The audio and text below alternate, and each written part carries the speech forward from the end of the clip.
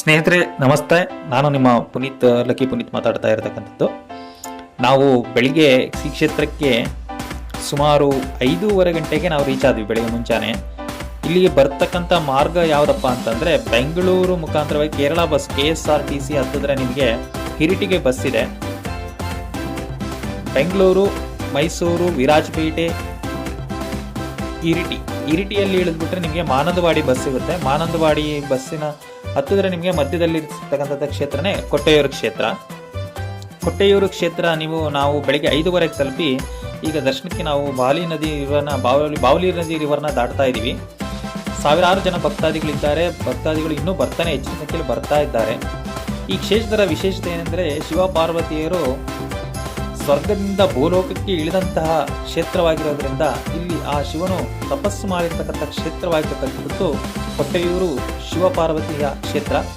ಇದು ಪ್ರಕೃತಿ ಮತ್ತು ನೈಜ ದೇವಸ್ಥಾನ ಅಂತ ಹೇಳಿದ್ರೆ ತಪ್ಪಾಗಲಾರದು. ದಟ್ಟ ಕಾಡಿನ ಮಧ್ಯೆ ಒಂದು ವಿಭಿನ್ನತೆ ಮತ್ತು ವಿಶೇಷತೆ ಇರತಕ್ಕಂಥ ಕ್ಷೇತ್ರ. ನಾವು ಸಾವಿರಾರು ದೇವಸ್ಥಾನ ನೋಡೋದಕ್ಕಿಂತ ಈ ಕೊಟ್ಟೆಯೂರು ಶಿವನ ದೇವಸ್ಥಾನ ನೋಡೋದು ಒಂದು ಪುಣ್ಯ ಅಂತ ಹೇಳಬಹುದು.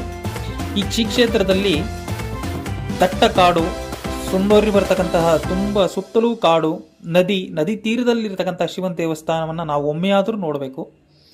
ತಮ್ಮ ಕುಟುಂಬ ಪರಿವಾರ ಸಮೇತವಾಗಿ ತಮ್ಮ ಯಾವುದೇ ಕಷ್ಟ ಸುಖ ದುಃಖಗಳನ್ನು ಸ್ವಾಮಿಯ ಹತ್ರ ಬಂದು ತಾವು ಪ್ರಾರ್ಥಿಸಿದಲ್ಲಿ ಆ ಎಲ್ಲ ಕಷ್ಟಗಳಿಗೆ ಪರಿಹಾರ ಸಿಗುತ್ತೆ ಅನ್ನೋ ನಂಬಿಕೆ ಎಲ್ಲ ಭಕ್ತರಲ್ಲಿದೆ.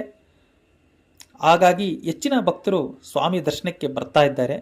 ಸ್ವಾಮಿ ಅಯ್ಯಪ್ಪನ ಕ್ಷೇತ್ರ ಬಿಟ್ಟರೆ ನೆಕ್ಸ್ಟು ಪುಣ್ಯಕ್ಷೇತ್ರ ಕೇರಳದಲ್ಲಿ ಅಂದರೆ ಈ ಕೊಟ್ಟೆಯೂರು ಕ್ಷೇತ್ರ. ಕೇವಲ 28 ದಿವಸಗಳು ಮಾತ್ರ ಓಪನ್ ಇರತಕ್ಕಂಥ ಕ್ಷೇತ್ರ ಈ ಕೊಟ್ಟೆಯೂರು ಕ್ಷೇತ್ರ. ಸೌಂದರ್ಯ ಮತ್ತು ಪ್ರಕೃತಿ ಮಧ್ಯೆ ಇರತಕ್ಕಂಥ ಕ್ಷೇತ್ರ ಕೊಟ್ಟೆಯೂರು ಕ್ಷೇತ್ರ. ತಾವೆಲ್ಲರೂ ಬರಬೇಕು. ಬಂದು ತಾವು ತಮ್ಮ ಯಾವುದೇ ಕಷ್ಟ ಸುಖ ದುಃಖಗಳನ್ನು ಇಲ್ಲಿ ಆ ಸ್ವಾಮಿ ಮುಂದೆ ಪ್ರಾರ್ಥಿಸಿದಲ್ಲಿ ಅದಕ್ಕೆ ಪರಿಹಾರ ಖಂಡಿತ ಇದೆ. ತಮ್ಮ ಕುಟುಂಬ ಪರಿವಾರವಾಗಿ ಬನ್ನಿ.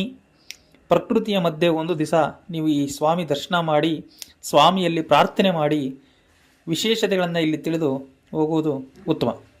ತಾವೆಲ್ಲರೂ ಬನ್ನಿ, ಸ್ವಾಮಿ ದರ್ಶನ ಮಾಡಿ.